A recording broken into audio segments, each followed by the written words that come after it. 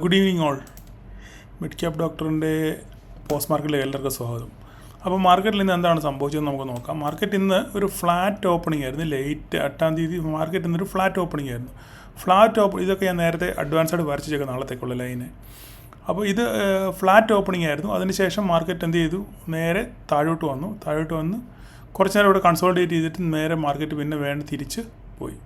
ശരിയല്ലേ? അപ്പം ഇവിടുന്ന് നമ്മൾ ഈ പറഞ്ഞ പോലെ തന്നെ AM കിട്ടുന്നെങ്കിൽ നമുക്ക് ഇത്രയും ക്യാപ്ചർ ചെയ്യാൻ പറ്റിയതിന് വളരെ സ്ലോയിലാണ് അത് മാർക്കറ്റ് വന്നത്.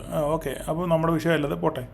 ഞാൻ AMയുടെ കാര്യം പറഞ്ഞെന്ന് മാത്രമേ ഉള്ളൂ. അപ്പോൾ നമുക്ക് ഇവിടുന്ന് മാർക്കറ്റ് പിന്നെ ഇവിടുന്ന് റേഞ്ച് ബൗണ്ട് മാർക്കറ്റ് എവിടെയാണോ തുടങ്ങിയത് അവിടെ തന്നെ മാർക്കറ്റ് ഒന്ന് അവസാനിച്ചു. മാർക്കറ്റ് എങ്ങും പോയില്ല, ഇല്ലേ? ഇന്ന് ഓപ്പൺ ചെയ്ത് ഫ്ലാറ്റ് ആണെങ്കിലും പെട്ടെന്ന് താഴോട്ട് വന്നു. അപ്പോൾ ആ റേഞ്ചിൽ തന്നെ 40 പോയിൻ്റ് ഡൗണിൽ തന്നെ വന്ന് മാർക്കറ്റ് ആ റേഞ്ചിനകത്ത് കിടന്ന് മാർക്കറ്റ് കളിക്കുന്നത്. മാർക്കറ്റ് എങ്ങോട്ട് പോകണമെന്നൊരു പിടുത്തവും ഇല്ല. കാരണം വെച്ചാൽ US മാർക്കറ്റിൻ്റെ സെൻറ്റിമെൻറ്റ്സ് അനുസരിച്ചാണ് നമ്മുടെ മാർക്കറ്റ് ഇപ്പം മൂവ് ചെയ്യുന്നത്.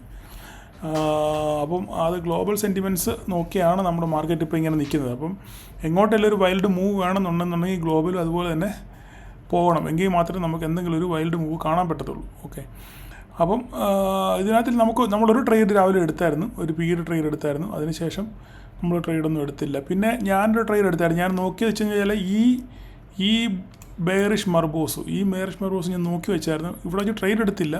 ഇതിൻ്റെ മൂവ്മെൻറ്റ്സ് എങ്ങനെയാണെന്ന് ഒരു ഐഡിയ ഇല്ലായിരുന്നു. കാരണം ഇങ്ങനെ ഒരു റേഞ്ച് ബൗണ്ട് മാർക്കറ്റാണ്, മാർക്കറ്റ് വീഴുമോ എന്നൊരു ഡൗട്ട് ഉണ്ടായിരുന്നു. അപ്പോൾ ഞാനിത് നോട്ട് ചെയ്ത് വെച്ച ശേഷം മാർക്കറ്റ് പിന്നെ പതുക്കെ താഴോട്ട് വരാൻ തുടങ്ങിക്കഴിഞ്ഞപ്പം തോന്നി ഇതെടുത്താൽ കൊള്ളാമെന്ന് തോന്നി. കാരണം അത്യാവശ്യം ചെറിയ വോളിയം അപ്പുറത്ത് നോക്കിയപ്പോൾ ഉണ്ടായിരുന്നു. അപ്പോൾ അതുകൊണ്ട് ഞാൻ ഇവിടുന്നാണ് ഇതെടുത്തത്. സ്റ്റോപ്പ് ലോസ് ഈ ലൈൻ തന്നെ വെച്ചിട്ട് ഇവിടുന്ന് മാർക്കറ്റ് ചെയ്ത് എനിക്ക് ഇത്രയും പോയിൻറ്റ് ഇവിടം വരെ, ഈ ലൈൻ ഇവിടം വരെ നമുക്ക് ഞാൻ ക്യാപ്ചർ ചെയ്തു.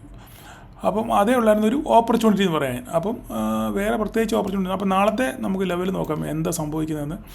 നാളെ ഈ പറഞ്ഞ പോലെ തന്നെ ഇതാണ് ഹൈ എങ്കിൽ തന്നെ നമുക്ക് ഇവിടെ ഇതൊരു റേഞ്ചാണിത്. ഈ ഒരു റേഞ്ചിൽ വന്ന് പല പ്രാവശ്യം മാർക്കറ്റ് കൺസോളിഡേറ്റ് ചെയ്യുന്നതായിട്ട് നമുക്ക് മനസ്സിലാവുന്നുണ്ട്, ഇല്ലേ?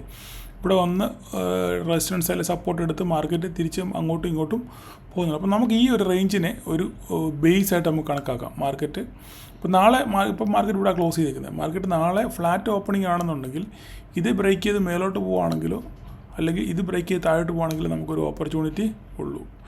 അല്ലാതെ നമുക്ക് വേറെ ഓപ്പർച്യൂണിറ്റി ഇല്ല. അപ്പോൾ നാളെ ചിലപ്പം ഗ്യാപ്പ് അപ്പ് ആണെങ്കിൽ, ഇതിനൊക്കെ മേളിലെ ഗ്യാപ്പ് അപ്പ് ആണെങ്കിൽ പിന്നെ നമുക്ക് ഇതായിരിക്കും നമ്മുടെ അടുത്ത റെസിസ്റ്റൻസ്. പിന്നെ അതിന് ശേഷം മേളി നമ്മൾ വരച്ചിട്ടുണ്ടോ? ഇല്ല.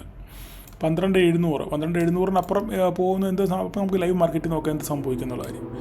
ഓക്കെ, അപ്പോൾ നാളത്തെ കാര്യം ഇങ്ങനെയാണ്. ഫ്ലാറ്റ് ഓപ്പൺ ചെയ്യുകയാണെന്നുണ്ടെങ്കിൽ നമുക്ക് ഈ ബേസ് നോക്കുക. ഈ ബേസിന് ശേഷം പോവുകയാണെന്നുണ്ടെങ്കിൽ അതിനനുസരിച്ച് നമുക്ക് ഇതിന് ലൈനിന് മേളിൽ പോകുകയാണെങ്കിൽ അതിനനുസരിച്ച് നമുക്ക് 5 മിനിറ്റ് ക്യാൻഡിൽ ക്ലോസ് ചെയ്യുകയാണെങ്കിൽ അവിടെ നമുക്കൊരു ട്രേഡ് എടുക്കാൻ പറ്റും. അല്ല ഇവിടെ താഴെ പോകുകയാണെന്നുണ്ടെങ്കിൽ ഇവിടെ തന്നെ നമുക്ക് ട്രേഡ് എടുക്കാൻ പറ്റും. ഇതാണ്